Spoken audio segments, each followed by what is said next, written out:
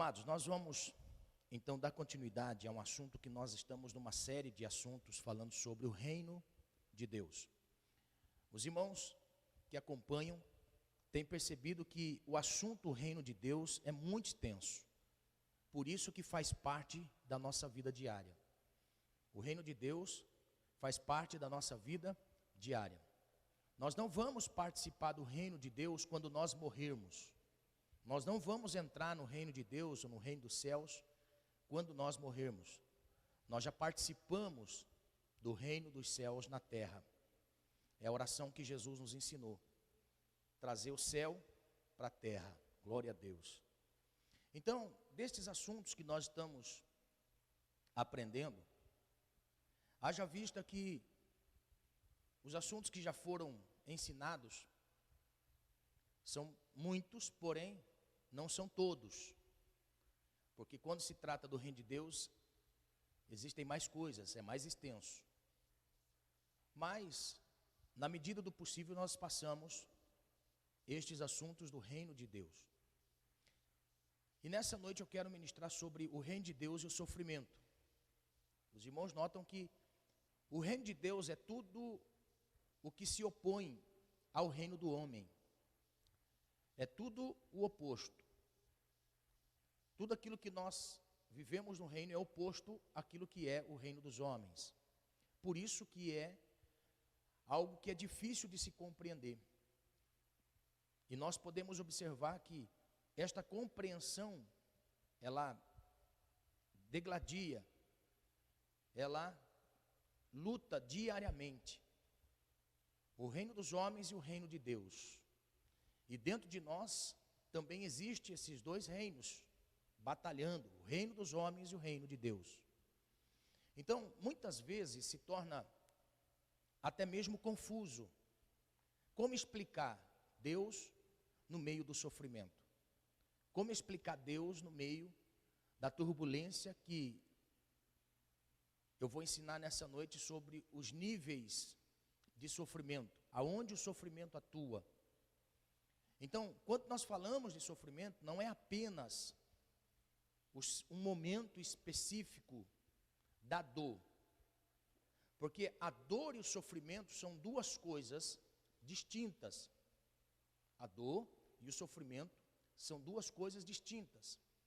Então, como explicar a dor que gera o sofrimento dentro do reino de Deus, dentro do reino dos céus, do qual faz parte da nossa vida diária?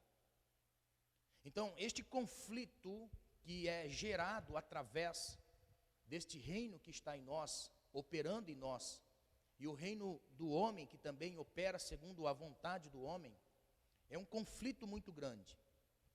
Então, quando nós tratamos deste assunto, ou quando nós falamos deste assunto, para trazer luz na mente, a luz na mente nos liberta daquilo que é desconhecido. O fundamento de descobrirmos algo e ter a revelação de algo é para nos tirar do estágio do medo, que é gerado em nós pelas coisas que nós não conhecemos. Então, nessa noite, o reino de Deus e o sofrimento é algo de suma importância, porque o sofrimento, não entendido e não compreendido biblicamente, tira as pessoas do reino de Deus. Quando nós não compreendemos o sofrimento, quando nós não compreendemos acerca do momento do sofrimento, faz com que nós venhamos criar nas nossas mentes que Deus não existe, que Deus me abandonou, que Deus não me ama, que Deus ama todo mundo menos eu. Então, o sofrimento precisa da compreensão do Espírito de Deus, do qual está inserido no reino de Deus, para nos trazer ânimo, força, disposição para vencer o sofrimento. Então, o reino de Deus e o sofrimento. Existem muitas pessoas que estão passando pelo momento do sofrimento e interpretando de uma forma não biblicamente. Quem daqui nunca passou pelo sofrimento? Ou quem daqui nunca passou pela dor que gera sofrimento? Todos nós. Num determinado momento da vida, todos nós passamos por um momento de sofrimento. E se eu perguntar, o que é sofrimento? O que é sofrimento? Então, nessa noite nós vamos mergulhar na palavra de Deus. Hebreus capítulo 5, verso 8 e verso 9. Hebreus capítulo 5, verso 8 e verso 9. O Senhor quer trazer luz no nosso entendimento. O Senhor quer nos libertar de todo medo. O Senhor quer nos fazer e nos tornar pessoas livres, não escravas de um sentimento.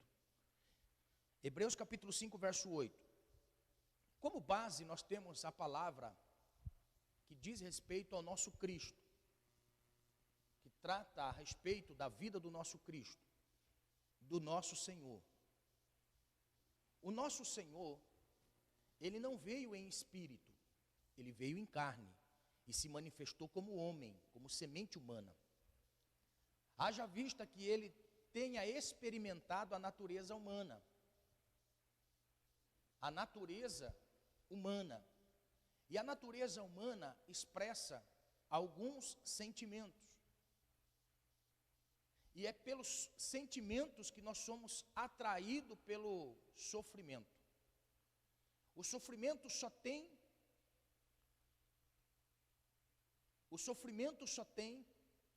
força em cima dos nossos sentimentos.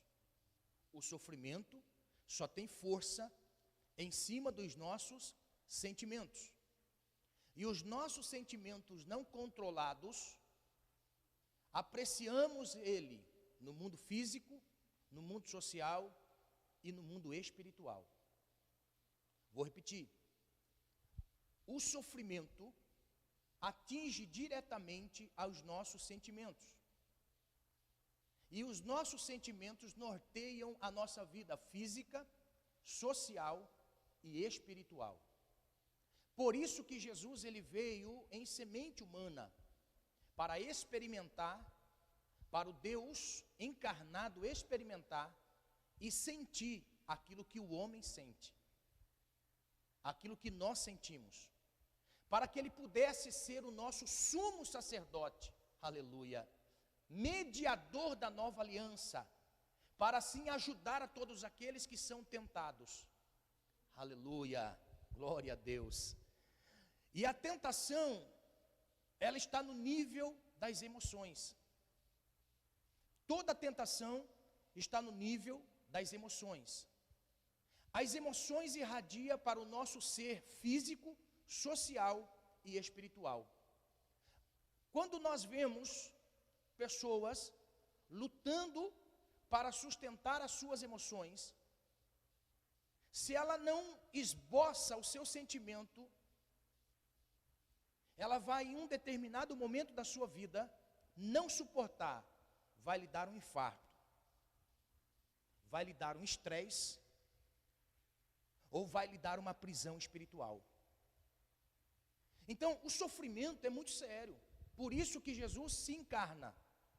O Cristo se encarna com semente humana para experimentar o que nós sentimos, para sentir o que nós sentimos, para viver como nós vivemos, afligidos, e isso se chama tentação. Haja vista que Jesus foi tentado por semente humana. Jesus foi tentado por semente humana, porque humano ele era. Então, Jesus foi tentado nos seus sentimentos, mas Jesus, em nenhum momento, foi desprovido de vigilância e conseguiu ser dominado pelos seus sentimentos, e dentre ele o sofrimento que atinge as 3 áreas da vida. Então, achei bem propício separar esse verso para os irmãos. Por quê? Porque muitas vezes nós imaginamos o Cristo como Deus. Mas quando ele estava em semente humana, ele era homem, modelo como Adão. Adão foi um modelo, um protótipo. Vou recapitular para os irmãos. Adão foi um modelo. Romanos capítulo 5 vai tratar do assunto de filiação.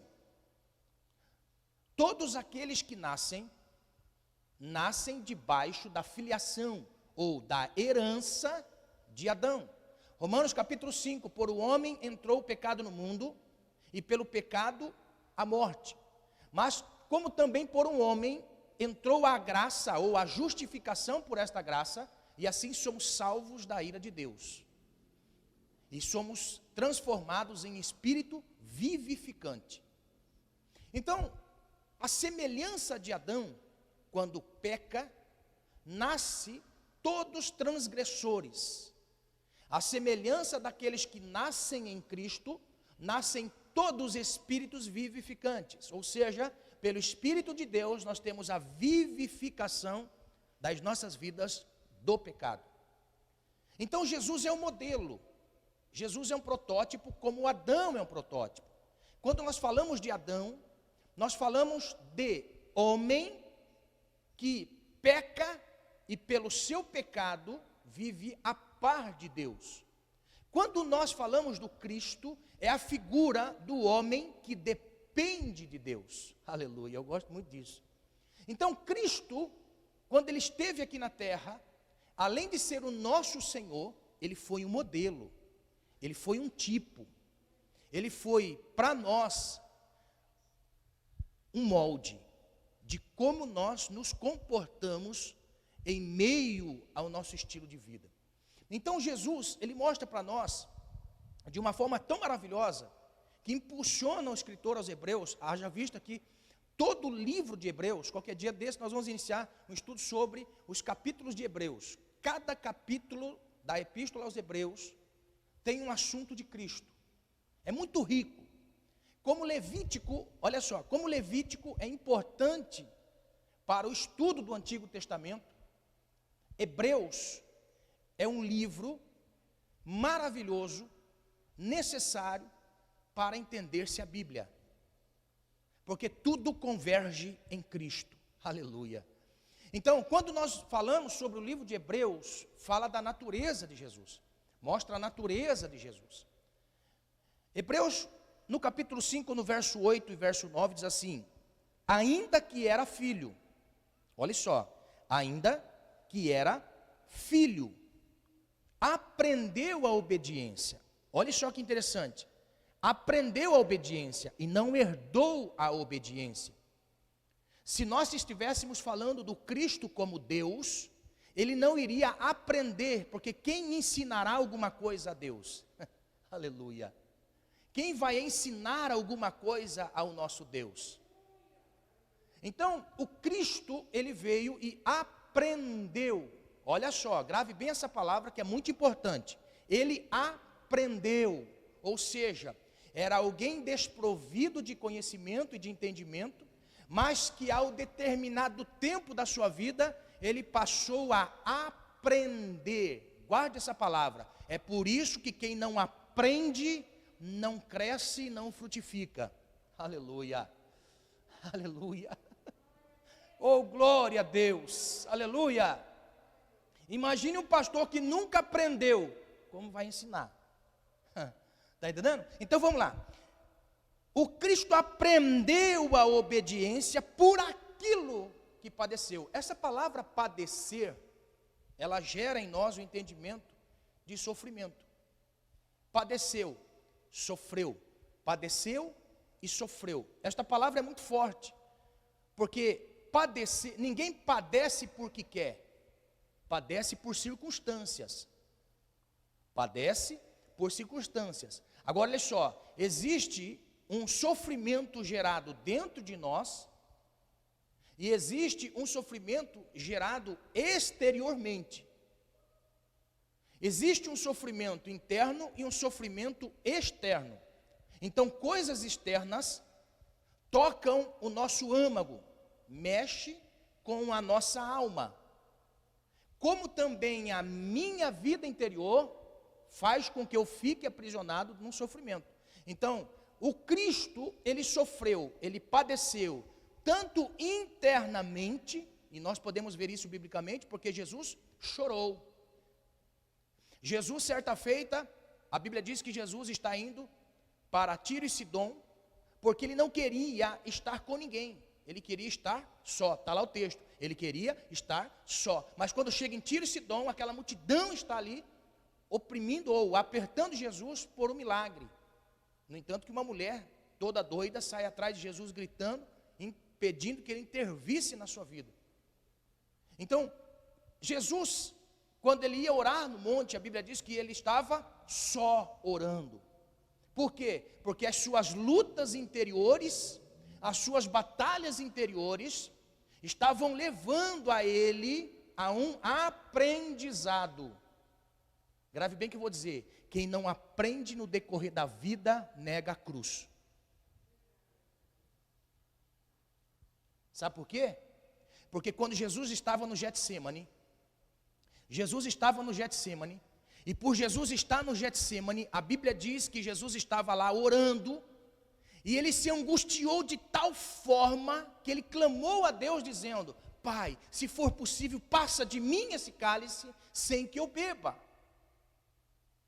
Aí a Bíblia vai dizer que há um espaço de tempo, porque tem uma vírgula, uma pausa para a respiração, uma pausa para dar início, dar continuidade ao assunto. Então, naquele momento, quando Jesus disse: se for possível, passa de mim esse cálice, sem que eu beba, ele estava dizendo assim: eu aprendi a respeito da minha morte, e eu tenho que ir até o fim. Tudo isso que eu já passei, não é maior do que este momento que eu estou passando, então eu vou para a cruz. Contudo, seja feita a tua vontade, Senhor. Aleluia! Então, quem não aprende no meio do caminho, nega a cruz.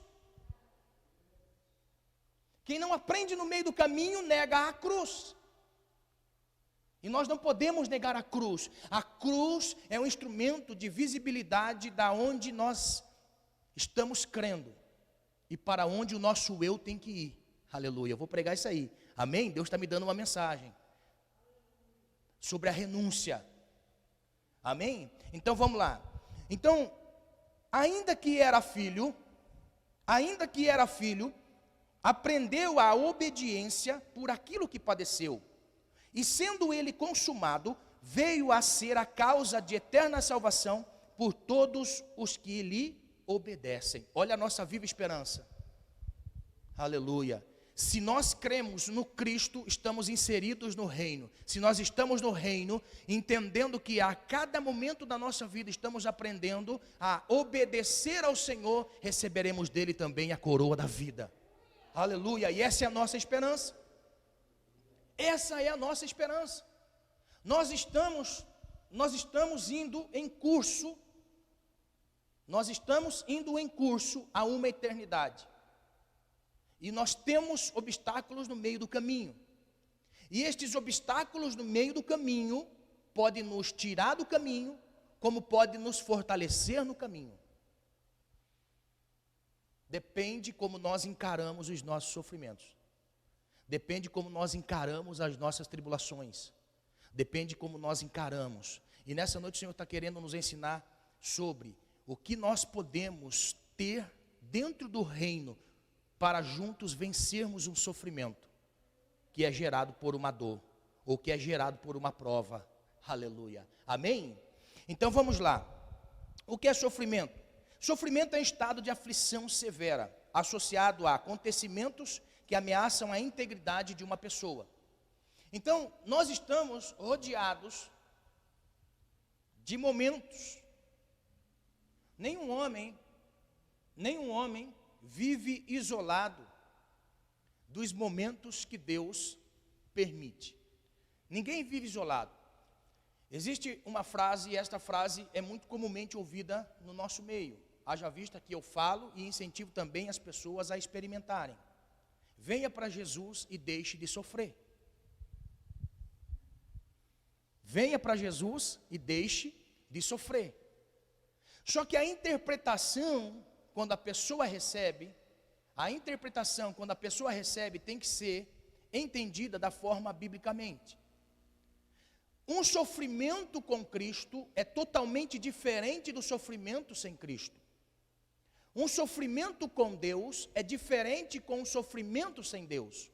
E o nosso sofrimento, quando nós passamos, não nos diminui, ou não diminui Deus em nossas vidas. Por exemplo, estou passando por uma grande luta financeira. Estou desempregado, não tenho recurso, estou vivendo dependente da igreja e dos irmãos. Aí alguém diz assim: peraí, mas não é crente? Não é crente. Como que Deus, sendo tão grande, permite que seus filhos passem por necessidade?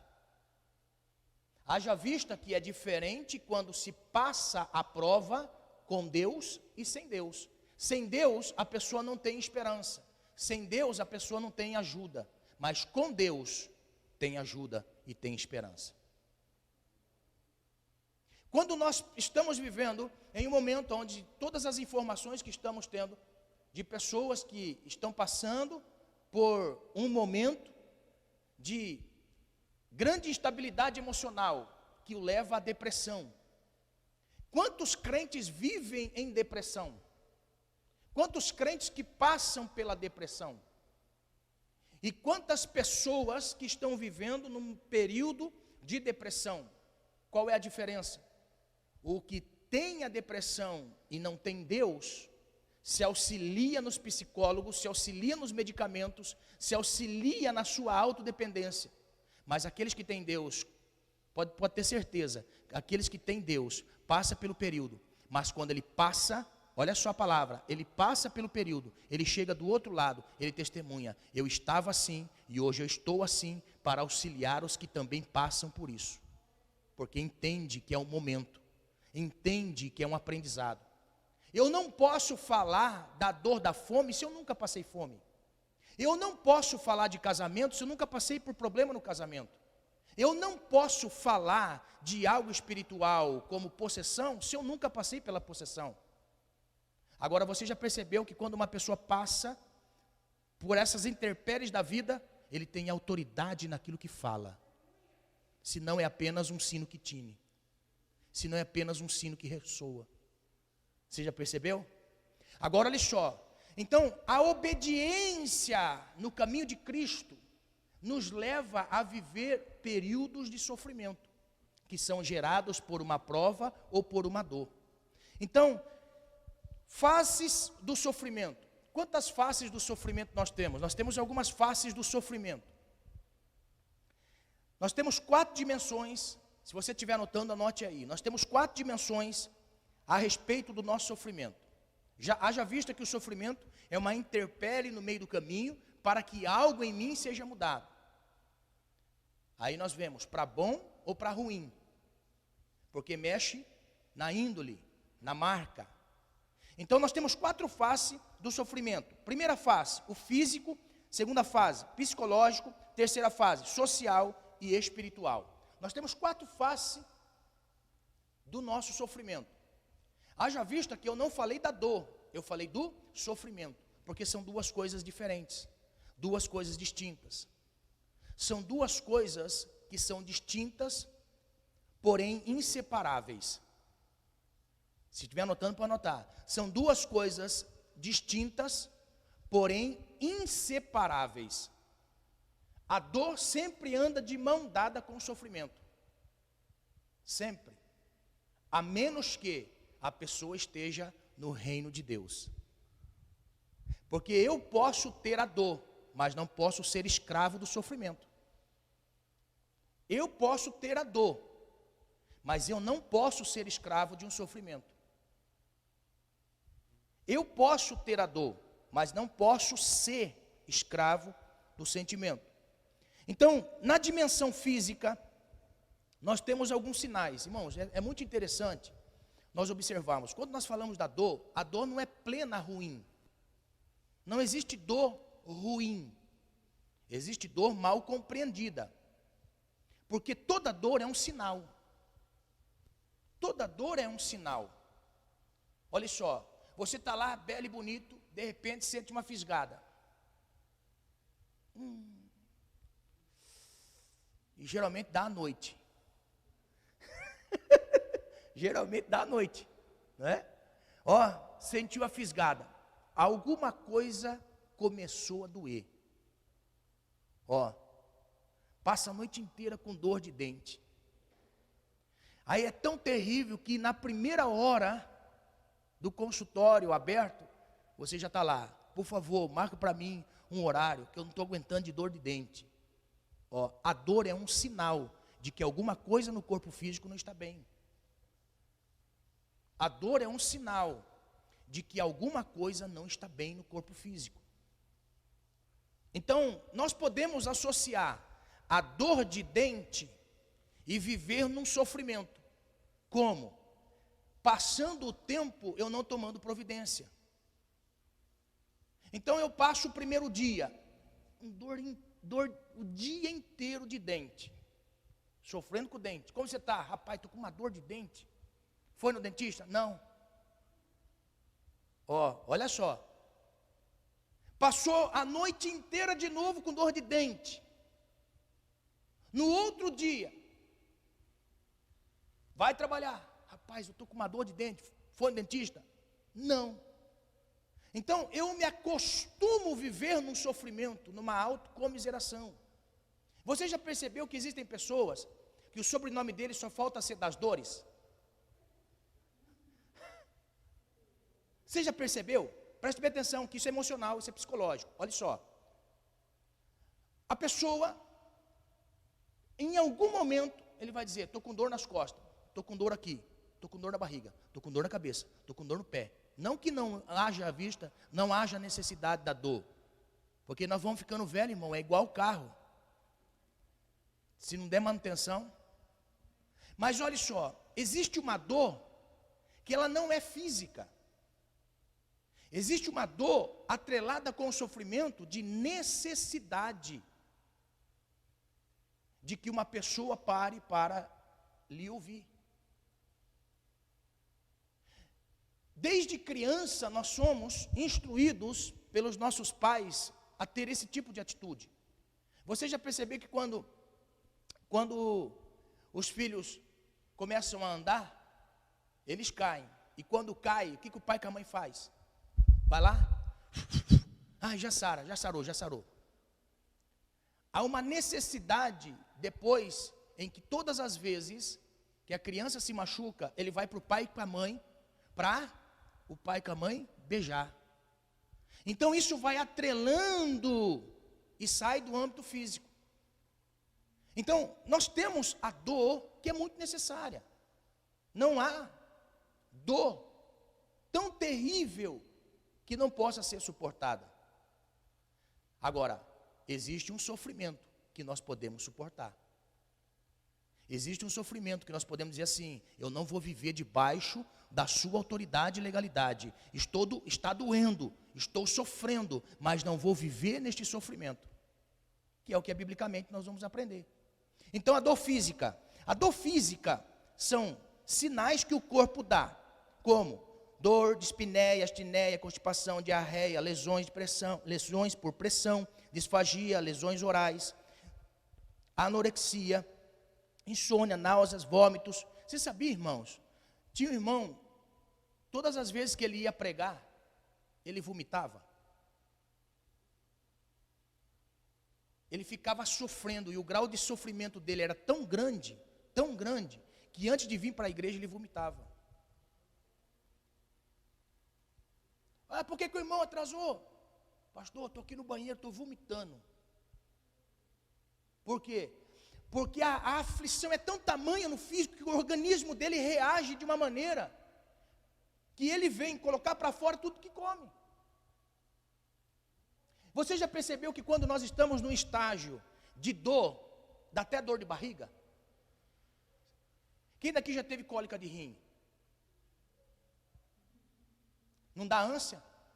Não dá vômito? Então, a dor é tamanha que nos leva a passar por intempéries do nosso corpo físico.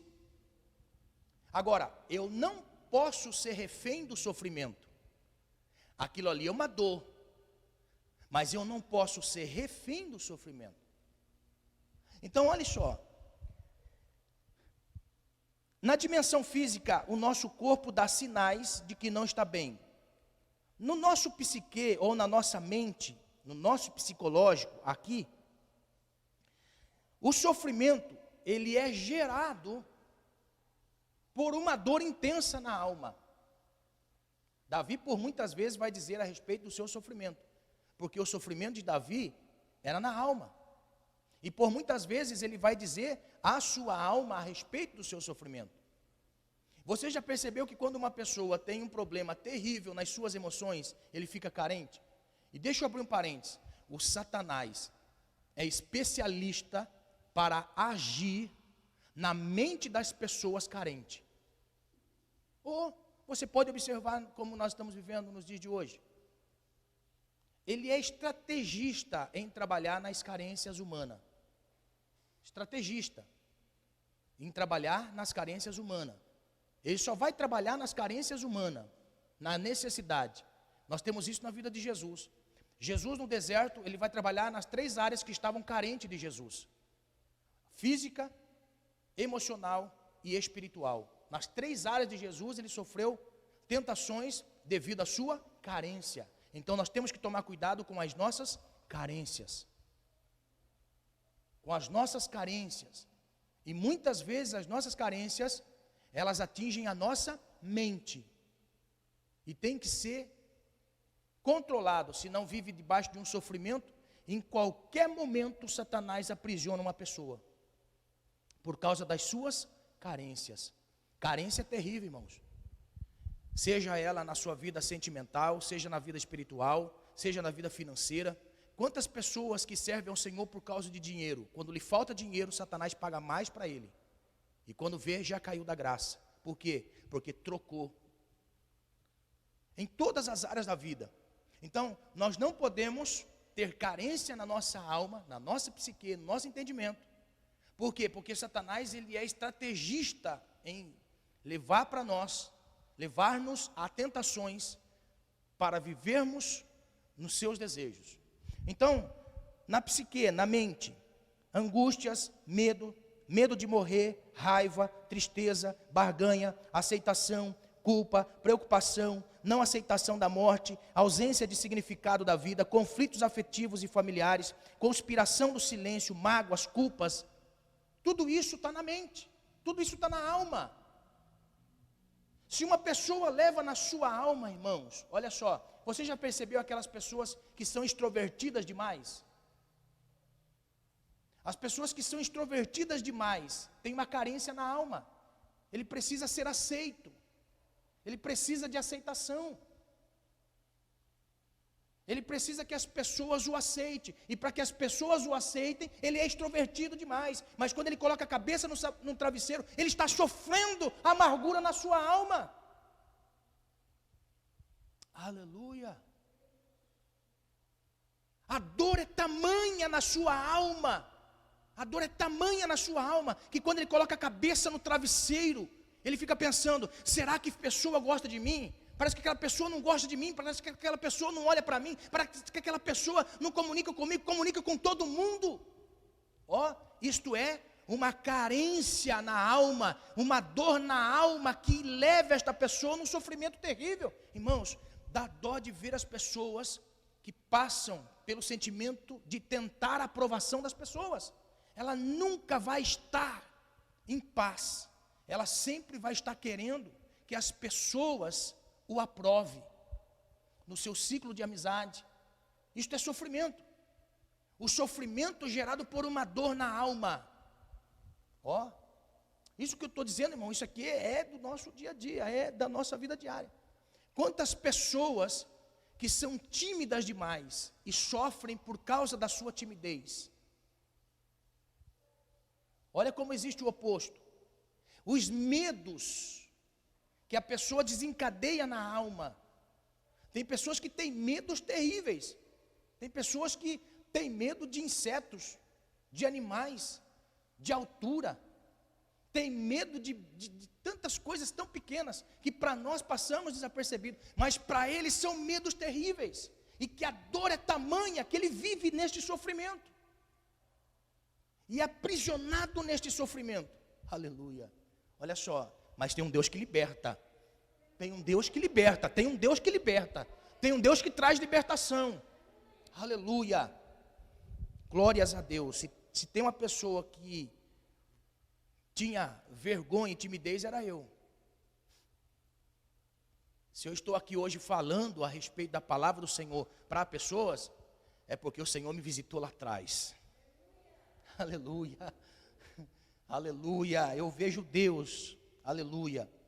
Então nós temos, na dimensão psíquica, muitos medos. Nós temos na dispensação social, na dimensão social, nós temos, dentro do nosso ciclo de amizade, nesta dimensão de amizade que temos, nós temos a ausência de um cuidador. Olha só, talvez uma pessoa que foi criado só pela mãe, ou foi só criado pelo pai, a ausência de um cuidador, ou foi ausente dos dois. Irmãos, isso gera coisas terríveis na vida de uma pessoa futuramente. A ausência da figura. Se eu fosse dizer isso, irmãos, meu pai, graças a Deus, ele entregou a sua vida ao Senhor Jesus no final da sua vida. Quando ele entregou a vida para Jesus, depois de 3 meses, Deus recolheu ele. Pensa num homem que Deus mudou, irmãos, da água para o vinho. Entregou a vida para Jesus. Participava nos cultos comigo, nas casas. Ó, que glória. Não é? Deus mudou assim de uma forma tremenda. E tudo que ele fez na sua vida, ele fez porque ele estava debaixo de uma legalidade do mal. O mal dominava e operava, levava para o vício da bebida, fazia coisas terríveis. Mas ele entregou a vida para Jesus, se converteu. Se eu fosse levar a ausência de meu pai para a minha vida, eu não vivia. Eu tinha um amigo, e este amigo eu me lembro até hoje, do dia que ele bateu no pai com a mãe, porque o pai com a mãe não podia fazer festa de aniversário para ele. Eu falei assim, meu Deus, eu nunca tive uma festa de aniversário. Eu nunca pude convidar os meus colegas para ir em casa. Quando meu pai chegava, se porventura tivesse alguém na frente de casa, meu pai escorraçava todos eles. Então ninguém vinha em casa, não tinha nenhum colega que vinha na minha casa. Imagine se eu fosse levar isso para a minha vida. Se eu fosse levar isso para a minha vida. Por quê? Porque nós podemos, irmãos, passar pela dor, mas viver num sofrimento causado por aquela dor, nós não podemos. Nós não podemos viver neste sofrimento, e deste sofrimento, dessa dor terrível. Graças a Deus que o Senhor fez a obra, glória a Deus. Aleluia. Imagine se eu fosse viver pela ausência de um cuidador, eu fosse viver com dor e sofrimento o resto da minha vida. Se eu fosse lamentar, eu nunca tive uma festa de aniversário. Está entendendo? Não estou dizendo que a mãe nunca fez um bolinho. Os irmãos conhecem a irmã Lúcia, sabe disso, não é? E ela fazia o bolinho, cantava parabéns, só nós. Está entendendo? Mas olha só, existem pessoas que passam pelo sofrimento da ausência de um cuidador, de uma cuidadora. Mas não pode ser isso a razão do sofrimento, porque quando nós estamos no reino de Deus, nós temos o Espírito Santo de Deus para nos ajudar a vencer este momento de dor. Aleluia. Não doeu? Lógico que doeu, irmãos. Imagine no dia da festa do aniversário, não ter festa de aniversário. É lógico que isso aqui é uma coisa simples, que eu fiz uma comparação. Mas quantas outras coisas que o meu pai fez porque não conhecia o Senhor, não conhecia a Deus. Aquilo ali podia ser algo que me colocasse no chão todos os dias. Podia ser algo que viesse me lançar no chão todos os dias. Mas graças a Deus que nós estamos no reino de Deus. Aleluia. E nós não estamos sozinhos. Glória a Deus. Então na dimensão social, falta de um cuidador, baixa renda familiar. Baixa renda familiar. Gera dor e sofrimento. Quantas pessoas que sofrem hoje, porque lá atrás viveu necessitado, e sofre ainda hoje, aquela dor do passado. Dificuldade no atendimento médico, conflitos familiares, estresse, pendências legais, financeiras, dívidas. Isso tudo gera dor, que vai gerar em nós um sofrimento, se nós não estivermos no reino de Deus. Aleluia. Depois, nós temos o sofrimento. Ele sempre vai gerar em nós. O sofrimento vai gerar em nós um apego à dor. Isso é fato. Todo sofrimento está atrelado à minha dor. Todo sofrimento está atrelado à dor. Então, a minha dor tem que desapegar do sofrimento, tem que sobressair a graça de Deus de tal forma na nossa vida, aleluia, que ela não pode ser maior, o sofrimento não pode ser maior do que a minha dor, porque a dor é o momento, o sofrimento é eterno, se não dominado. Então, nós temos, sofrimento é ter apego à dor, e dor e sofrimento são coisas diferentes. E quando nós olhamos para a Bíblia, nós podemos ver que as emoções estão baseadas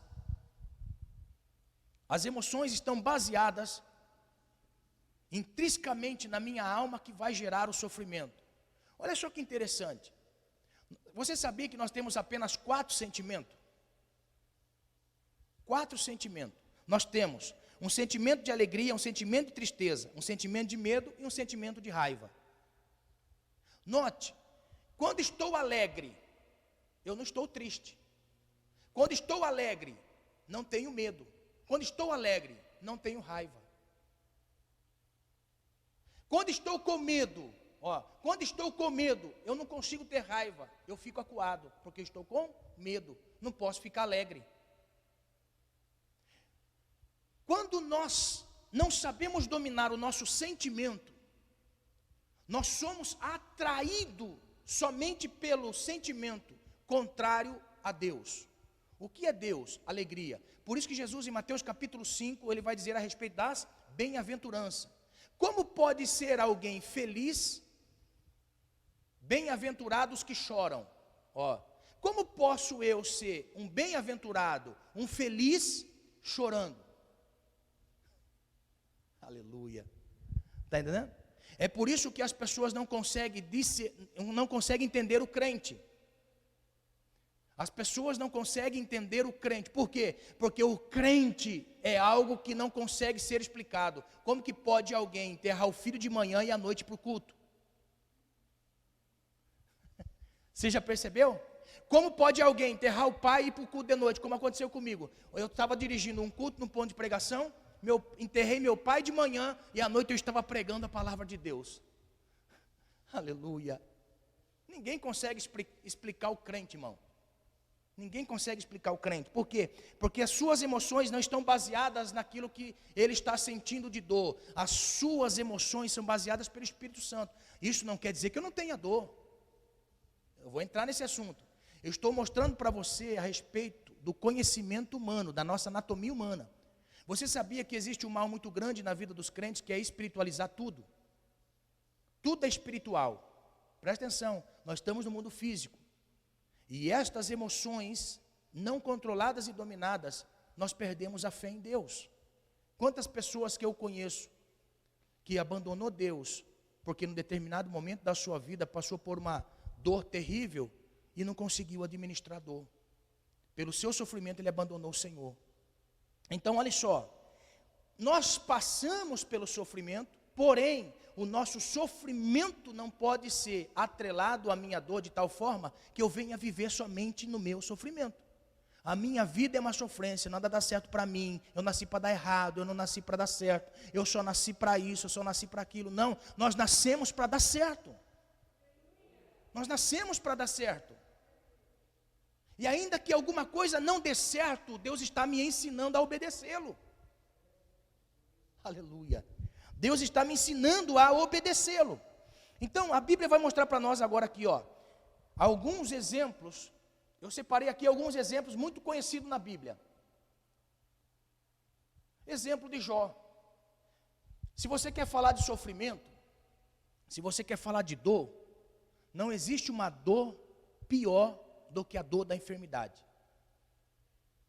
Não existe dor pior do que a da enfermidade. Olha só, Falta de dinheiro, pula por cima. Ó, desprezo, pula por cima. Não ser aceito, pula por cima. Está entendendo? Você pula por cima de muitas coisas e continua vivendo.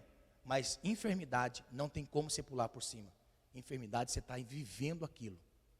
A enfermidade você está vivendo aquilo. Então, a Bíblia, quando ela fala para nós de Jó, se você pensa assim,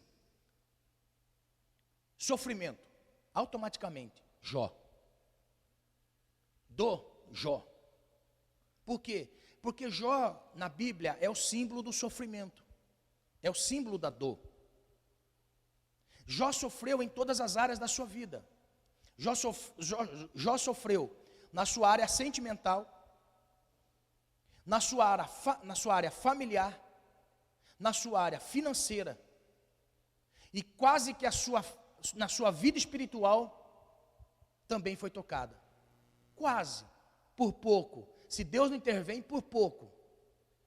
Em nenhum momento Jó blasfemou, porque não existe prova maior do que nós podemos suportar que Deus envia para nós. Não existe. Fala assim, eu tenho uma prova que eu não consigo suportar, por isso que eu desviei. Deus, sabedor da nossa capacidade, Ele nunca vai dar sobre nós uma prova que nós não conseguimos suportar. Nunca. É isso que nos dá esperança. Eu não sei em você, mas em mim dá esperança. Quando eu penso assim, se estou passando por isso, é porque Deus sabe que eu consigo passar.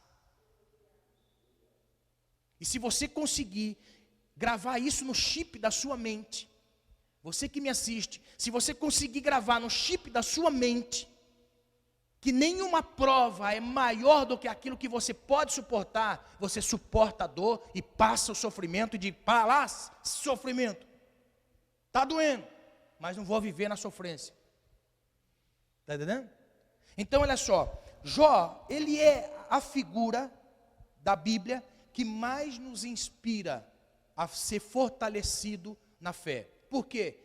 Porque o sofrimento de Jó não estava no nível terreno. Aleluia. Jó estava vivendo a vida. Presta atenção que isso aqui é muito interessante. Como os dois mundos andam juntos, físico e espiritual. Jó estava vivendo a sua vida comum. Acordava de manhã, cuidava dos animais, ia atrás dos seus cuidadores, pastores. Ele ia atrás da sua imobiliária, ele ia atrás do seu açougue, ele ia atrás do abatedor, ele ia atrás na tecelagem. Jó, ele era abençoado em todas as áreas. Jó acordava, vivia. Quando chegava a tarde, se porventura um de seus filhos tivesse pecado, ele sacrificava ao Senhor. Era alguém que vivia no temor do Senhor. Na sua vida comum, ele acordava e dormia num sentido natural, mas no mundo espiritual estava tendo uma reunião por causa do seu nome. Imagine, irmã Ivanilda, essa reunião na eternidade por causa do seu nome. Narakandorevasu, Narasherkenagasia, Rivashurikandarabasuria, Narkefarkenashekantorevasu, Rivashurikandarabasurikandarasya. Te trouxe aqui para te dizer desta maneira. Naravasherkantaragasubia. Finque bem as tuas estacas. Firme bem as tuas estacas. Naraste cantorevasuricai, arastea, maracandorevasso. Te coloquei como esteio. Nerivasuricantarasya. Neste vento, estou cuidando de ti. Firma as tuas estacas, porque eu te conheço e sei das tuas lágrimas nas madrugadas. E digo assim para ti: não afrouxe as cordas da tua habitação. Firme bem a estaca. Narashe cantar canaya subia. Narashe cantaravasso.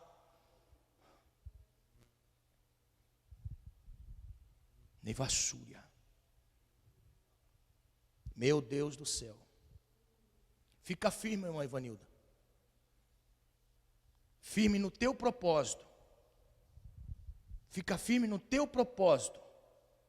Ainda que tramem, o Senhor lhe dá vitória.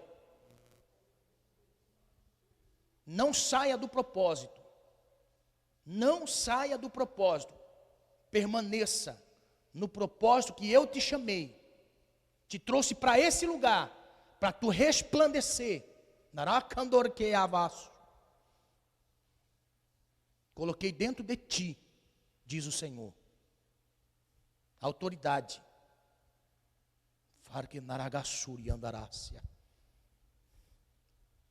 Meu Deus do céu. Aleluia. O chamado de Jó começa no céu. O início da prova de Jó começa no céu. Por quê? Porque lá no céu o nome dele estava sendo citado. Está vendo lá? É meu servo. É meu servo. A Bíblia vai dizer para nós que nas maiores tentações de Jó, creio eu, que a maior dor que Jó sentiu foi a perca dos seus 10 filhos. Talvez as suas chagas não eram tão doloridas como a perca de enfileirar 10 caixões e enterrar no mesmo dia os seus 10 filhos. Mas Jó foi tentado em todas as áreas que uma pessoa pode ser tentada. Todas as áreas. Jó perdeu tudo na sua vida, literalmente, tudo. Jó estava sozinho. E para piorar a situação, o Satanás envia 3 amigos que eram mais inimigos do que amigos. Eu vou provar para você. Existe um momento na prova de uma pessoa, preste bem atenção no que eu vou dizer e eu vou ensinar isso mais para frente. Irmãos, olha só, a dor quando se passa sozinho é um peso intransponível. Porque Deus conhece a capacidade de cada um. Deus conhece o que cada um suporta. Existem dor que eu olho para alguém e falo assim, não vai conseguir. Aí Deus fala assim, aproxima. Por quê? Porque você não vai conseguir, mas eu vou ensinar você. Eu vou dar lições a você. Aproxima, estenda a mão. Existem pessoas que Deus não permite estender a mão. Existem pessoas que Deus não permite estender a mão. Preste bem atenção no que eu estou dizendo. Nem todas as pessoas Deus manda ajudar. Porque muitas vezes a necessidade e a dor da pessoa é consequência do seu pecado. Olha só o que Deus está ensinando. Mas olhe, Jó estava sofrendo de tal maneira que os 3 amigos de Jó achegou-se nele. Porque eram 3 crentes que Deus estava enviando. Não eram ímpios. Não eram pessoas que não temiam o Senhor. Eram 3 crentes. Mas a palavra que estava na boca daqueles 3 crentes era uma palavra de muita santidade, perto da pecaminosidade de Jó. Os 3 amigos de Jó, que foram enviados para sustentar Jó, em meio à sua dor, para colocar Jó no ombro e ajudar, e dizer assim, Jó, nós vamos te carregar, nós vamos te ajudar nessa dor, porque o sofrimento é tanto, Jó, que você está sozinho não vai conseguir, mas nós viemos para te ajudar. Deus nos trouxe até aqui para te ajudar. Era para ter dito assim. Mas olha só, como é que chegam os 3 amigos de Jó no sofrimento? Jó estava se coçando com um caco de telha, perdeu o amor da sua esposa, porque ela só servia por causa dos bens, agora não tinha bens, disse, amaldiçoa esse Deus e morre. Olha o estágio de calamidade. E Jó estava se coçando com um caco de telha. Quando os amigos de Jó sabem disso, o que eles fazem? Eles vão até onde Jó estava. Irmãos, eles ficaram 7 dias sem abrir a boca à volta de Jó. Jó estava ali, se coçando com um caco de telha, dor terrível em todas as áreas da sua vida. Os 3 amigos.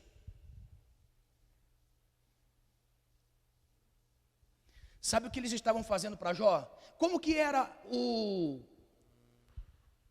período de funeral de uma pessoa no mundo antigo? Existiam pessoas que estavam em estágio de término, estágio terminal. Então esse estágio terminal, aqueles que iriam visitá-lo dentro da sua liturgia religiosa, eles não podiam dizer uma única palavra, porque aquele estágio terminal era a reflexão daquele que estava entrando para a eternidade. O que as pessoas podiam fazer neste ritual religioso era estar ao lado da pessoa dizendo assim: acalme, logo logo você vai partir para a eternidade. Pegou? Sabe o que os amigos de Jó estavam dizendo? Jó, nessa sua dor você vai morrer, estamos aqui para velar o seu corpo. Ó, eles ficaram 7 dias sem dar uma única palavra. Jó sofrendo, irmão. Quando uma pessoa está sofrendo por causa de uma dor, o que mais ele quer ouvir? Uma palavra. Uma palavra que o coloque para cima. Eu estava conversando com um vizinho antes de vir para o culto no domingo.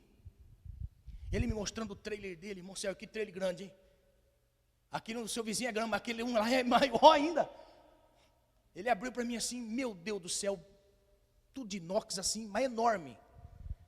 E ele estava lá, e eu cheguei para ele, ele me deu um gás, comprei dele um gás. Aí, nós conversando. E papo vai, papo vem.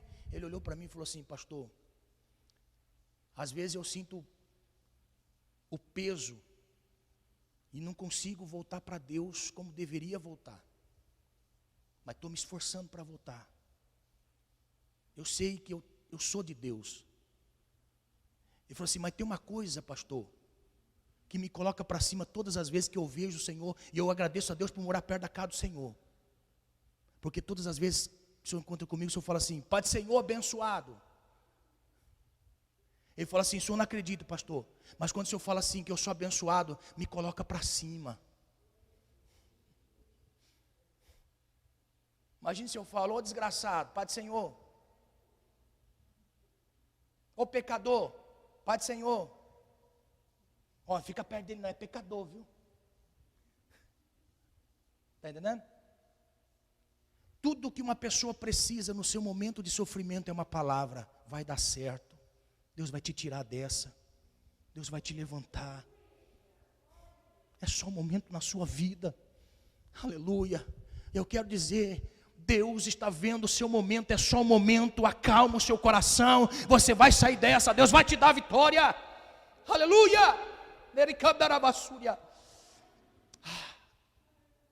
Aleluia. Os amigos de Jó, a avó de Jó, está dizendo assim: eu sei que eu vou morrer, coçando com um caco de telha. Quando passou-se os 7 dias, um amigo cutuca o outro e fala assim: e agora? Não morreu.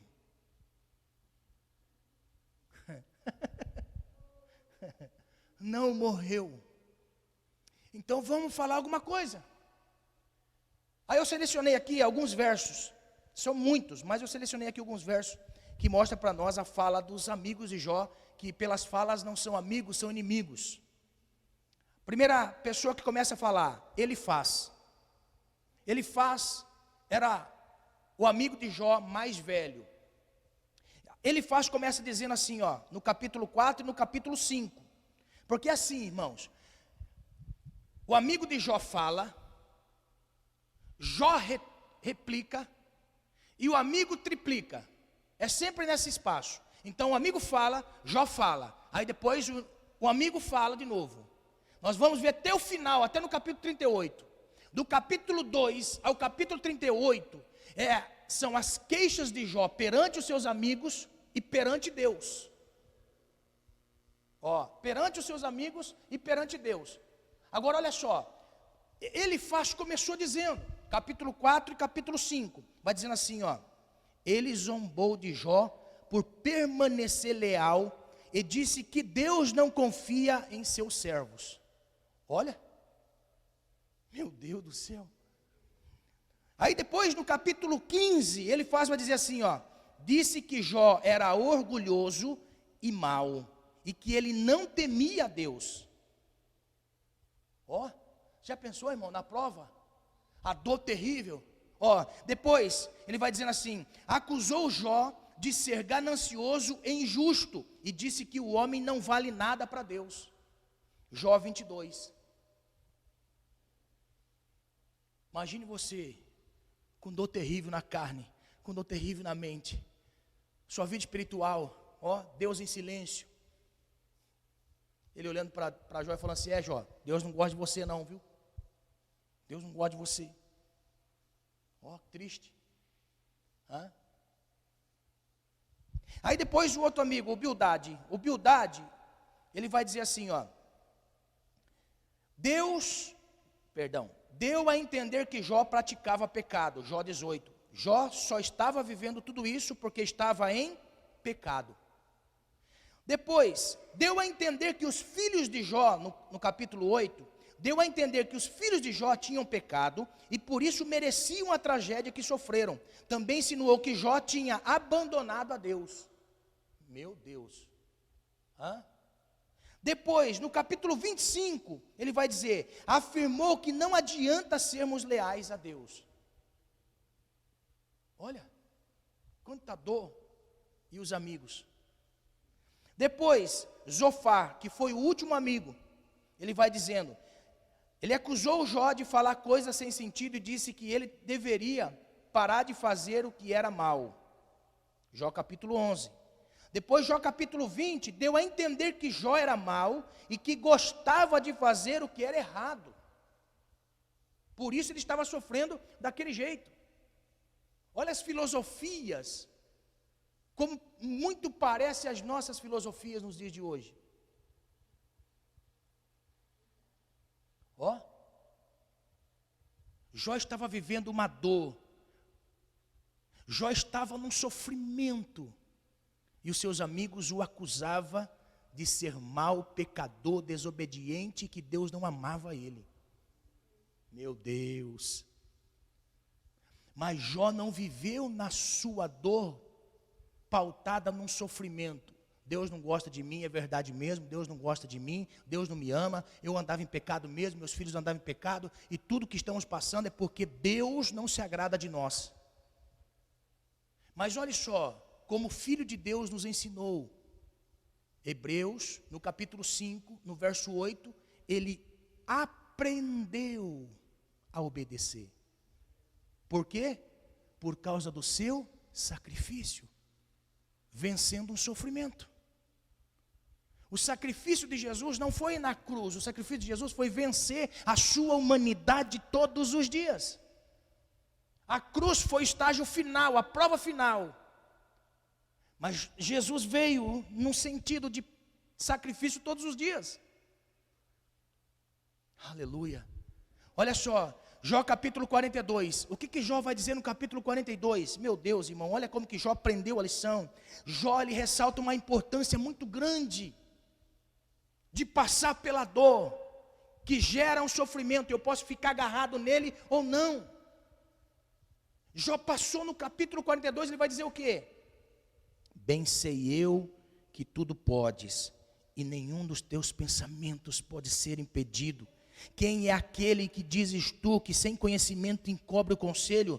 Por isso falei do que não entendia, coisas que para mim eram maravilhosíssimas e que eu não compreendia. Escuta-me, pois, e eu falarei, eu te perguntarei e tu me ensina. Com ouvidos meus ouvidos ouvi, mas agora vêm os meus olhos. Jó só foi dizer isso quando ele estava, irmão, preste bem atenção, Jó não sabia que o final da sua prova estava chegando ao fim, mas pela sua declaração, Jó acelerou a intervenção de Deus. Jó acelerou a intervenção de Deus, por quê? Porque ele sabia que Deus pode todas as coisas, e que nenhum pensamento de Deus pode ser impedido. Ele vai dizer uma frase, irmão, que ali resume que um homem que sabe o que é dor e que sabe que nós não podemos ficar presos no sofrimento, porque senão nos aniquila de Deus e nos rouba de Deus, como roubou a sua esposa, dizendo assim: amaldiçoa o seu Deus e morre. Jó permaneceu fiel. O que ele vai dizer no final? Antes eu ouvia falar, mas agora os meus olhos te veem. Aleluia. Uma pessoa que sabe que a dor que está passando, que o momento de dor que está vivendo, que o momento da dor da sua vida não pode ser precedida depois de um sofrimento que o roube de Deus. Esta pessoa tem que entender, é uma dor, está doendo, mas eu não posso ficar preso a essa dor para gerar sofrimento dia após dia e eu me afastar de Deus e perguntar: aonde está Deus? Eu tenho que entender que é uma dor e que vai passar, da mesma maneira que veio, vai embora. Aleluia. Este mal que nós estamos vendo nos dias de hoje veio, mas vai embora em nome do Senhor Jesus. Aleluia. Glória a Deus. Veio, mas vai embora em nome do Senhor Jesus. Aleluia. Glória a Deus. Aleluia. Outra pessoa que sofreu, José, irmão. José sofreu, porém não foi preso do seu sofrimento, porque a sua dor foi tamanha. Mas olha só, ele não ficou preso no sofrimento que o tirasse de Deus. Todo mundo conhece a história de José. José foi um menino que o pai amou mais do que os irmãos, deu uma túnica diferente, quando saía na rua, todo mundo falava: ali está o filho querido de Jacó. Ó, o filho querido de Jacó, está ali, ó. Por quê? Olha a túnica dele, não é qualquer um que ganha essa túnica, não. É assim, irmão. Quando Deus dá túnica diferente para um, todo mundo vê. Quem daqui tem túnica diferente aqui? Aleluia! É por isso que vem muitas vezes uma perseguição, só por causa da túnica. Só por causa da túnica. Se não fosse a túnica, José, ele seria como um dos irmãos. Mas por causa que o pai deu uma túnica diferente para José, uma túnica de 7 cores, os irmãos diziam assim: está ali o filho querido. Os vizinhos diziam: está ali o filho querido. Chegava a tarde, José, vem cá, já sujou a túnica? Deixa eu ver. Está cuidando da túnica? Deixa eu perguntar aqui, você está cuidando da túnica? Guarda a túnica, isso é diferente. Guarda a túnica, protege a túnica. Aleluia. Essa túnica de 7 cores é valiosa. Então a Bíblia vai dizer para nós que José começou a ser invejado pelos seus irmãos, ainda mais pelos sonhos que Deus estava dando a José. Deus deu 2 sonhos a José, de forma a culminar na inveja de seus irmãos plena, pegar José e fazer José experimentar a dor. Ó, a Bíblia diz que tentam contra a vida de José, mas ficam com medo de Jacó. Aí diziam assim: não vamos matar, vamos jogar no poço. O que é pior, matar ou jogar no poço? Os dois é ruim, né? Não gostamos de tal fulano, vamos matar? Não, matar não, porque nós não somos ímpios, nós somos crente. Então vamos só jogar no poço? No poço ninguém vê, no poço ninguém tem notícia, no poço está lá sozinho, ninguém está vendo, está entendendo? Alguém fala assim: nossa, mas nosso pai vai ficar bravo, nosso pai vai brigar conosco. Vai não, vão falar que o bicho do mato matou ele. Ó, aí pegam lá, tiram José do poço, rasgam um pedaço da vestimenta de José, salpica no sangue, fala assim: ó, que nós conseguimos salvar de José. O bicho comeu. José foi vendido para os comerciantes, para ser vendido em praça pública. Potifar passa lá, olha, bonito, para casa. Vai para casa servir. Ó, foi invejado pelos irmãos, maltratado pelos irmãos, foi vendido pelos irmãos. A Bíblia vai dizer que lá na casa de Potifar, a mulher tenta contra ele, foi colocado na cadeia como tentativa ao pudor. Ó, está entendendo? Como que entra um estuprador na cadeia? José entra na cadeia como estuprador. José passa um período de prova de 13 anos, de dor, irmão. Imagine José sozinho, menino, jovem, sozinho, passando tudo isso na vida. José era para ser um tipo de pessoa terrível. De tudo que José passou, os traumas na vida que José passou, era para ser um tipo de pessoa terrível. Mas quem foi José? Por quê? Porque José estava fazendo parte do reino. Aleluia. José sabia que a dor era tamanha, que a saudade da família era tamanha, e que no período de prova era tamanho a dor, mas ele não pautou a sua dor vivendo num sofrimento. Deus não me ama, Deus não gosta de mim. Pelo contrário, José foi fiel até o final. Aleluia. No entanto, que José, irmão, é a figura de Cristo no Antigo Testamento. Quando a Bíblia diz que José, depois de ser exaltado por Faraó, José estava abaixo de Faraó. Sabe com quem estava a chave do celeiro que alimentava o mundo inteiro da época? Na mão de José. Eu gosto desse verso, Juarez. A Bíblia fala assim: e José abriu as portas do celeiro. Aleluia! Aleluia! Ai, meu Deus do céu. Quem passa pela dor, mas não pauta num sofrimento que afasta de Deus, tem chave da porta do celeiro. Todo abastecimento de comida está nas suas mãos. Você não passa fome espiritual. Passa pela prova, sim. Passa pela dor, sim. Mas não morre espiritualmente. Aleluia. Sabe o que é o mais lindo? Olha só. Ele passou pela dor, não deixou ser um sofrimento de forma a afastá-lo de Deus, permaneceu firme na presença. O que vai dizer no capítulo 50, olha só. Capítulo 50, verso 19. Olha a palavra que José vai dar a seus irmãos, quando seus irmãos o reencontram. Quando José se apresenta e fala assim: eu sou aquele José que vocês venderam. Não é? Agora a interpretação minha, ó. Entra aqui agora, eu vou pegar todos vocês de pau. Foi isso que ele falou? José falou assim, ó: eu vou agora retribuir de volta para vocês, e que vocês vão sofrer muito daqui para frente. Foi isso que ele falou? O que José falou? José falou assim: não temais, acaso estou eu em lugar de Deus? Vós, na verdade, intentaste o mal contra mim, porém Deus o tornou em bem, para fazer como vedes agora, que se conserve muita gente em vida. Não temais, pois eu vos sustentarei a vós outros e a vossos filhos. Assim os consolou e lhes falou ao coração. Essa palavra coração, irmão, não é palavra aqui, ó, que toca nessa máquina de bombear sangue. José falou na alma deles, porque José era sarado na alma.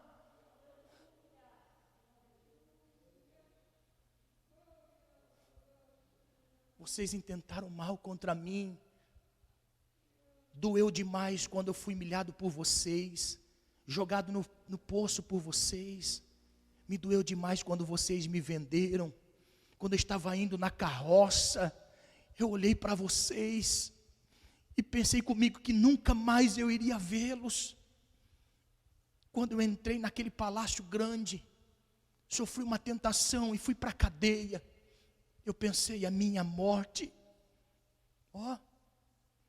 Mas Deus reverteu todo o mal e a dor que vocês me proporcionaram. Deus reverteu toda a dor nesse momento de bênção. Porque eu não vivi um sofrimento que me distanciou de Deus. Pelo contrário, quanto mais eu estava no momento de dor, mais eu me aproximava de Deus. Aleluia! Aleluia! Na minha dor, quanto mais doía, mais eu estava na presença dEle. Quanto mais doía, mais eu honrava o nome dEle. Quando ninguém estava vendo, eu sabia que Ele estava me vendo. Aleluia. Oh, Espírito Santo.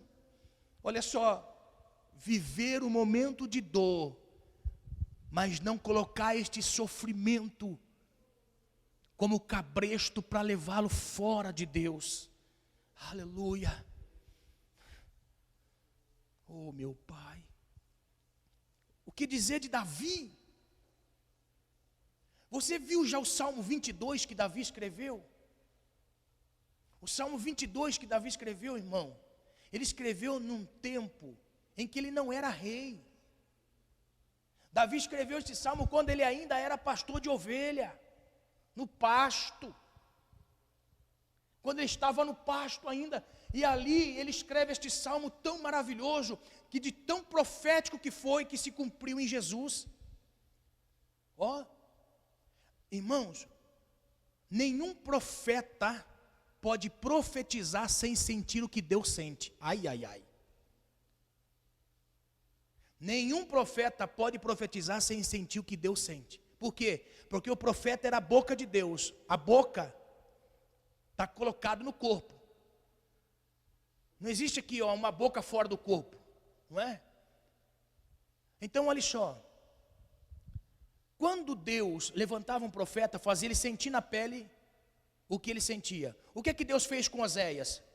Deus fala assim: Oséias, estou te chamando para o ministério profético. Ô glória! Ó, Juarez, já pensou, Deus levanta alguém e fala assim, ó, Deus te entrega nessa noite um talento. E este talento é ser boca de Deus na terra. Hã? Ô glória! Deus falou que eu vou ser profeta. Terra! Ó, imagina. Eu gosto, eu falo assim, mas eu gosto do movimento. Lógico que gosto. Dá uns, né? Mas olha só, presta atenção que Deus falou assim: Oséias, eu vou te levantar no ministério profético. Sim, Deus, estou aqui. Vai lá no prostíbulo. Aonde, Deus? No prostíbulo. Pega uma mulher chamada Gomer. Procure ela lá. Quando você encontrar com ela, fala assim: eu quero casar com você. Você está entendendo? Ó. Você está entendendo? Eu não falei que profeta, para profetizar, tem que sentir o que Deus sente? Deus está dizendo assim: eu vou fazer você sentir, Oséias, o que eu sinto por essa nação.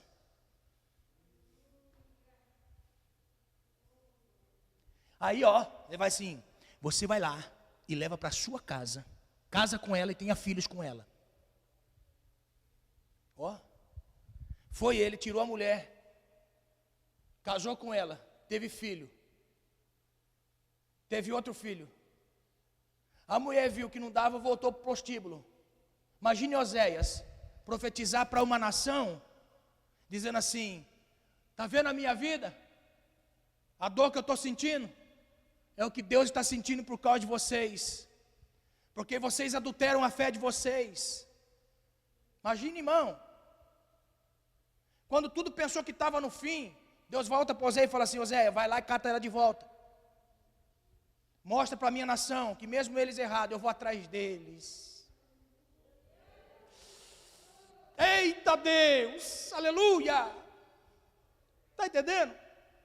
Olha só, Davi era profeta. E não foi profeta, assim dizer assim, o profeta Davi, não. As canções de Davi eram proféticas de tal forma que o Salmo 22 foi dito por Jesus na cruz. Agora, olha só o tamanho da dor que Jesus passou. O tamanho da dor que Jesus passou. Agora, olha só o tamanho da dor que Davi passou. Por quê? Porque Davi estava no pasto. Então, vamos seguir a dor de Davi? Ó, a Bíblia vai dizer assim, ó, Salmo 22. Davi está dizendo assim, ó: Deus meu, por que me desamparaste? Porque se acham longe de mim a salvação, as palavras do meu bramido?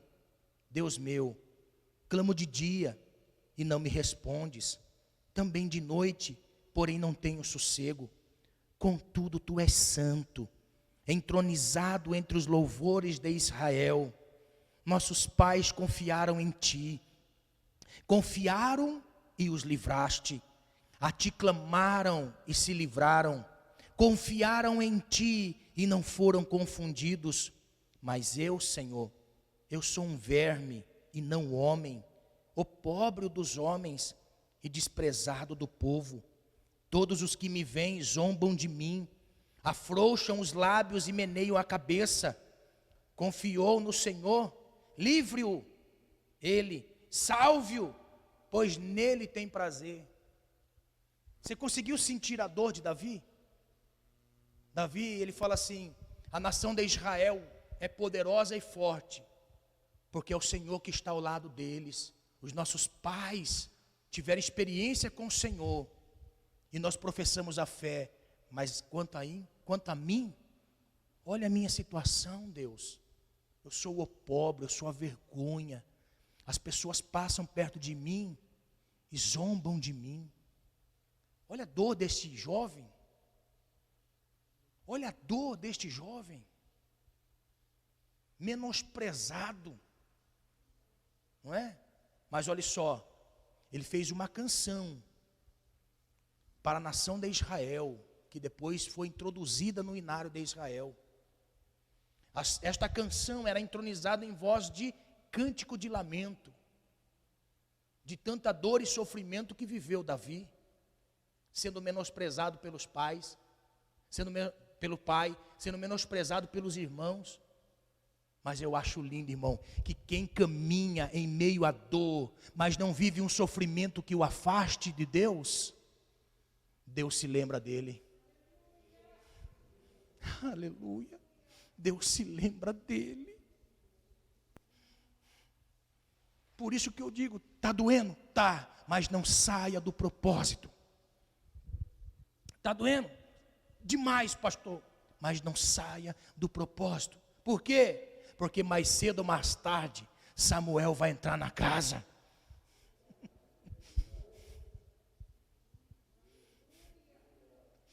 Mais cedo ou mais tarde, Samuel entrar na casa. Enquanto Davi cuidava das ovelhas, tocava a harpinha sozinho, tinha um Deus lá em cima que estava ouvindo, se agradou dele, mesmo em meio a tanta dor. Deus, talvez, olha só, me perdoe em dizer isso, que parece que estou diminuindo Deus, mas olha só, de maneira nenhuma Deus vai ficar diminuto pela palavra que eu vou dizer. Imagine Deus dizendo assim: isso mesmo, meu filho, fica firme no meu propósito, vou te honrar. Não, fica firme, rapaz. Está entendendo? Davi sentindo dor, mas Davi confiava no Senhor. Davi tinha experiência. Até o dia de Deus falar assim: Samuel, vai à casa de Jessé. Fazer o que lá, Senhor? Leva um chifre de azeite e vai ungir um rei lá. Mas, Senhor, vou dizer o que? Vai lá, fala que você foi sacrificar.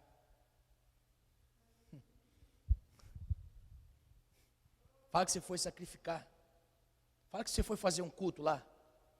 E no meio do culto você pega o chifre de azeite, fala assim: parou agora, Deus vai ungir um rei aqui dentro dessa casa. Samuel chega lá, Jessé, Pai do Senhor, Pai do Senhor. Jessé lá dentro da casa fala assim: é de bem a sua vinda, Samuel? Sim, Deus não vai trazer juízo à sua casa não. Posso entrar? Sim, pode entrar. O que você veio fazer aqui? Eu vim sacrificar. Vamos começar o culto? Vamos. Chama os filhos. Todos enfileirados. Nesta noite feliz, neste santo lugar, eu marquei um encontro com Deus. Parou. Deus vai ungir um rei nesta casa. Passem os filhos. Primeiro, Eliabe de guerra. Samuel fala assim: é esse. Calma, Samuel, eu não vejo como o homem vê. Eu vejo a dor que passa, mas não nego o meu nome. Este aí é o primogênito. É o que vai comandar a família depois da morte de Jessé. Nunca viu sofrimento, nunca sentiu uma dor. Está entendendo? Não é esse. Passa os 3 filhos. Olha, eu achei interessante. Você notou que a Bíblia vai dizer para nós só o nome de 3 filhos? Só o nome de 3. Aí eu perguntei assim: Deus, por que o Senhor não permitiu que Samuel escrevesse o nome do restante? Sabe o que eu entendi? Eu, pessoalmente, se já tem 3 e são todos iguais, o resto não precisa nem sair o nome. Está entendendo? Não precisa nem dizer o nome. Passa. Falta um. Está na onde? No campo. Nós não vamos comer enquanto esse daí não chegar. Chegou. Davi, todo sujo. Pede para entrar. Samuel, derrama o azeite. Por quê? Porque venceu a dor. Venceu a dor. Conseguiu vencer a dor. Não desviou dos caminhos. Está no preceito, está no propósito, está entendendo o que Deus é na sua vida. Rei. Aleluia. Ninguém é honrado. Olha o que eu vou dizer. Ninguém é honrado nessa terra sem primeiro ser rejeitado. Ninguém é honrado na terra sem antes passar pelo desprezo, ser desprezado. Não tem ninguém. Até o Filho de Deus, antes de ser aceito, primeiro foi negado. Quem daqui não negou Jesus? Lógico que eu Jesus não quero Jesus não. Não é? Por quê? Não, Jesus. Está entendendo? Ninguém vai aceitar Jesus sem antes primeiro não negá-lo. E ninguém é honrado nessa terra sem antes passar pela dor. Porque a dor molda o caráter. A dor molda. Agora eu não posso viver um sofrimento, porque o sofrimento me tira de Deus.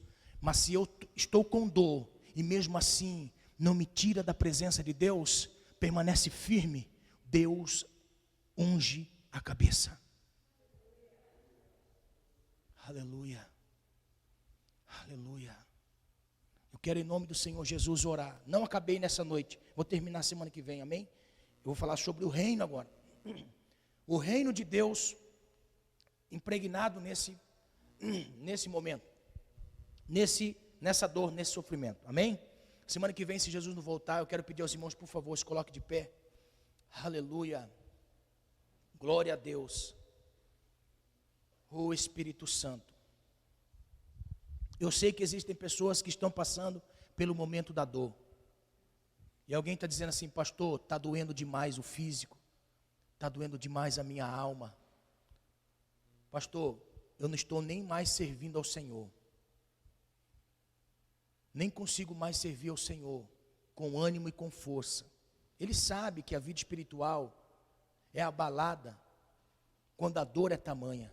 Deus sabe. É por isso que Ele levanta pessoas para ajudar. Que é isso que eu vou dizer a semana que vem, em nome do Senhor Jesus. Que Ele levanta pessoas para auxiliar. No momento da maior dor de Jesus, no momento da maior dor de Jesus, da solidão de Jesus, Ele estava sozinho, não tinha discípulo com Ele, com medo de também ser crucificado. Quando não tinha ninguém, Deus trouxe de longe um sirineu. Trouxe de longe um sirineu. Eu quero dizer nessa noite, em nome do Senhor Jesus, eu não sei qual é a sua dor, mas eu sei que Deus tem muitos sirineus por aí. Talvez você não tenha ao seu lado ninguém que você queira como amigo, família, irmão, colega, mas Deus vai trazer de longe para te ajudar. Eu quero nesse momento dizer para você que me assiste, você irmão que está aqui, eu quero dizer em nome do Senhor Jesus, passe por essa dor, não deixe o sofrimento ser maior do que a sua dor. Não deixe o sofrimento ser maior do que a sua dor e que de tal forma te roube de Deus. E você lá na frente venha dizer, eu me desviei dos caminhos de Deus, porque eu passei por isso e não entendi que era Deus trabalhando na minha vida. Eu quero dizer, em nome do Senhor Jesus, Deus tem saída para toda dor, tem consolo para toda dor. E eu sei que se esta sua dor está demais, não deixe transformar em sofrimento, não seja escravo do seu sofrimento, mas seja alguém que sirva ao Senhor. Porque a honra de Deus virá. Estou aqui nessa noite pregando. Talvez você não me conheça, mas eu já passei muita dor na minha vida. Muita dor. Em todas as áreas da minha vida. Talvez não tenha passado toda a dor que um homem pode passar. Mas eu posso dizer uma coisa: eu não posso negar o Senhor. Não posso negar o Senhor. Eu sei que um dia a honra do Senhor virá. A honra do Senhor virá. E que de tal forma o Senhor será glorificado.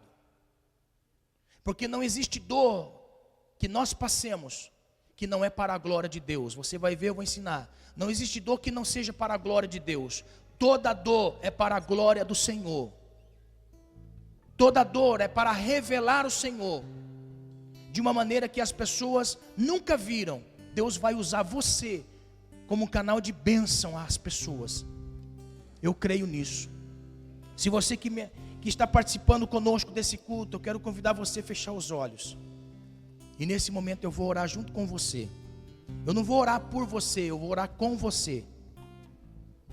E eu quero, em nome do Senhor Jesus, que a bênção de Deus venha sobre vocês. Em nome de Jesus. Senhor, o Deus que conhece toda dor, por isso é o nosso Consolador. Senhor, neste momento, Pai querido, aonde ministrando a Tua palavra sobre o reino de Deus e o sofrimento, o Senhor nos levou a entender, Senhor, que a dor não pode ser, ó Deus, o fundamento de um sofrimento, e de tal forma venha nos lançar fora do Senhor. Pai, em nome de Jesus, que toda dor, Pai, que esta pessoa esteja passando, nas áreas da sua vida, sejam elas emocionais, na mente, espiritual, no físico, que porventura estejam passando, Senhor, que o Senhor possa ser, meu Pai, o bálsamo para esta dor, Senhor. Em nome de Jesus, visita estas pessoas que estão sofrendo, meu Pai, e que não conseguem, Deus, pensar em outra coisa a não ser no seu sofrimento. Senhor, ajude estas pessoas a entenderem que depois desta dor, o Senhor há de revelar a Tua grandeza. Em nome de Jesus, Pai. Em nome de Jesus, confirma.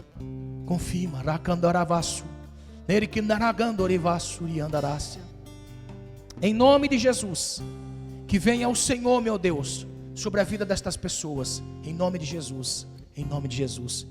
Se você quer entregar sua vida ao Senhor, eu quero que você curve a sua cabeça nesse momento e ore comigo, em nome de Jesus. Repita comigo essa oração. Você que quer entregar a sua vida ao Senhor, você que já não aguenta mais viver sozinho, viver sozinha, e você precisa de Deus na sua vida. Deus pode preencher todo o vazio que o ser humano tem. Ele vai preencher o seu vazio. Se você quer entregar a sua vida ao Senhor, repita comigo essa oração. Senhor Deus, nesta noite eu me entrego ao Senhor. Perdoa os meus pecados. Escreve meu nome no livro da vida, para que nunca seja apagado, em nome de Jesus. Em nome de Jesus, amém. Curve a sua cabeça aí. Senhor, esta pessoa que entrega a sua vida ao Senhor e crê no propósito de salvação, venha sobre ela, Deus. Venha sobre ela, perdoa. Enche com Teu Espírito Santo, Senhor. Faz desta pessoa bênção, Pai querido, para o meio social que vive, e o Teu nome seja glorificado. Em nome de Jesus. Em nome de Jesus. Cura ela, liberta ela de todo mal, de todo medo, em nome de Jesus. Visita, Senhor, a sua vida, a sua casa, a sua família, em nome de Jesus. Em nome de Jesus, amém.